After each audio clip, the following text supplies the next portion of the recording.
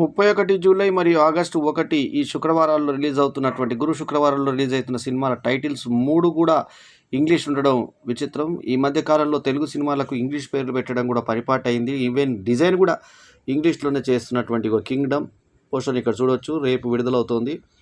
ఈ చిన్న సినిమాకు కూడా అంటే చిన్న విజయ్ దేవరకొండ లాంటి చిన్న హీరో నటించిన సినిమాకు కూడా భారీ టికెట్లు పెట్టడం మరొక వింత. కాగా కింగ్డమ్ ఒక సినిమా కాగా థ్యాంక్ యూ డియర్ ఇంగ్లీష్ టైటిల్తో ఇంకో సినిమా కాగా తెలుగు టైటిల్తో వస్తున్న ఉసురే తప్ప మళ్ళీ ఇంకొక ఈ సినిమా కూడా రాబోతున్నటువంటి సార్ మేడం కూడా ఆగస్టు 1 విడుదల కాబోతుంది. ఈ 3 కూడా ఇంగ్లీష్ టైటిల్స్ కావడం విచిత్రం.